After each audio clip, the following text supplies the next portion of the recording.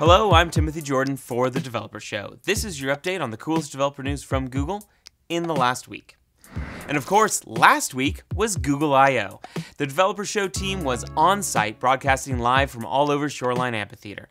Check out the playlist for keynote recaps, exclusive guest interviews, and playtime in the interactive sandboxes. If you weren't able to make it to I/O, this is the next best thing.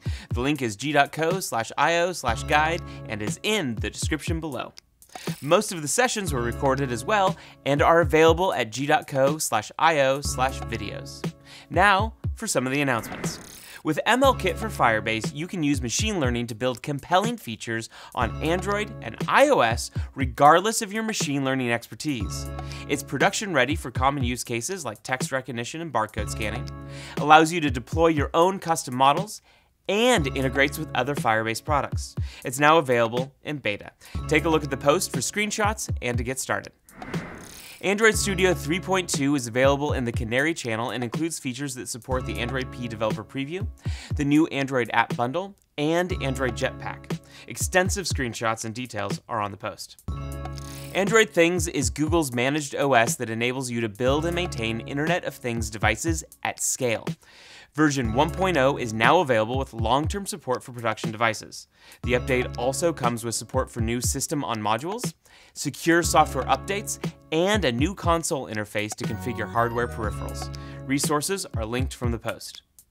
Developer Preview 2 of Wear OS by Google is now available with support for Actions on Google and power-related enhancements, including a new battery saver mode.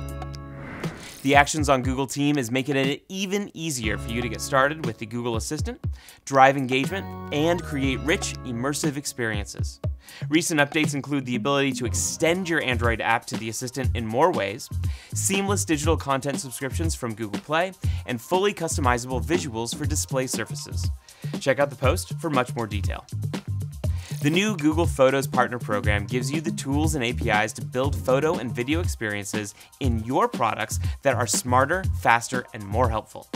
More details and a link to the developer preview are on the post. Flutter is our mobile app SDK for creating high-quality native user experiences on iOS and Android. The third beta release is now available with new features that complete core scenarios.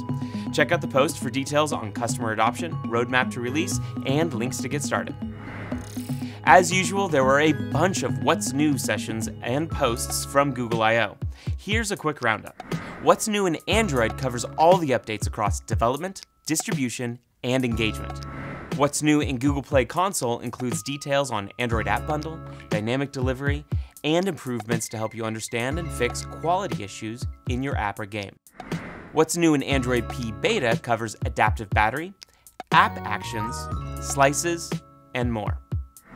The State of the Web touches on Service Worker, progressive web apps, WebAssembly, Lighthouse, and more. And What's New in Firebase details MLKit, performance monitoring, analytics, access management controls, and Test Lab. Make sure to check out all the posts with the links included in the description below. Please remember to like, subscribe, and share. I'm Timothy Jordan for The Developer Show. Thanks for watching, and we'll see you next week. Hello, I'm Timothy Jordan for the... Yeah, I'm going to grab some caffeine. I'll be right back.